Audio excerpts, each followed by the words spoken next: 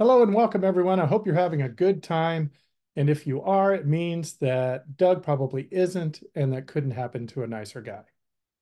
My name is Joe McFadden, and it has been my pleasure and honor to say that Doug has been my best friend since we met in 1990. When Doug and I met, we were in our mid-20s, single, and thought of ourselves as quite a pair of ladies' men. The reality was, as you can probably guess, quite a little bit different. When you've earned a broadcasting degree from the University of South Alabama, well, it's a license to wait tables. And that is exactly what we were doing when we met, waiting tables at a little seafood joint called Ray's on the River. To say that Doug and I were unsuccessful with the ladies at the time would be like saying that Blockbuster Video is ready for a comeback. Delusional, sure, but also a little sad. Now, I'm not saying that Doug isn't good looking. Just look at him now and subtract 10 years of gym workouts. Just draw your own conclusions there.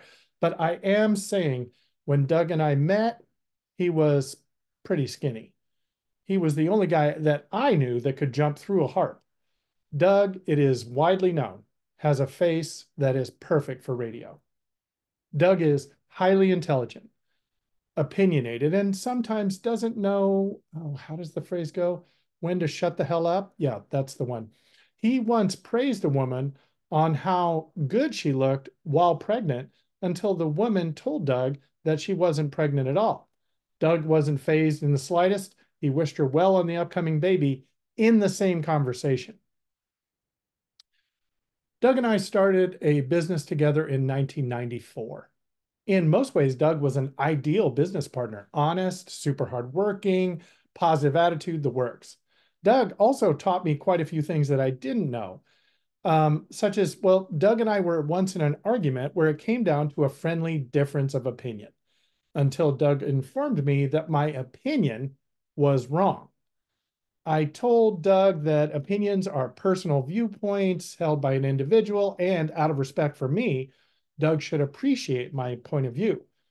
Doug nodded his head and said slowly, well, that opinion is wrong too.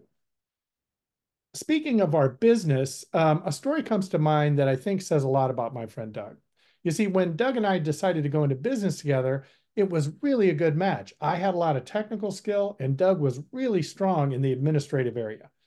Pretty soon, Doug had set up all of our business licenses and bank accounts and legal stuff. And it seemed like every day Doug had a new set of papers or whatever, and he would carefully explain what they were, what we had to do, where to sign, the whole thing. It all worked great. And pretty soon our doors were open. And after being open for a little while, I started noticing we started getting mail addressed to President Doug Conkle, Chief Financial Officer Doug Conkle, CEO Doug Conkle, and on like that until one day curiosity got the better of me. And I asked Doug, well, how do they know who the president and officers of the company are? And Doug said, well, I made myself president, CEO, and chief financial officer when I filed our incorporation papers. It's all legal and legit.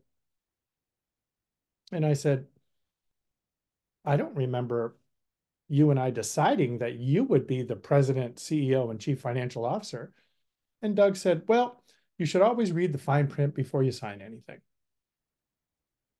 I could go on, but I think it's best to finish by saying that Doug is one of the very best people I have ever known, and it has been absolutely a great pleasure in my life to call him my best friend.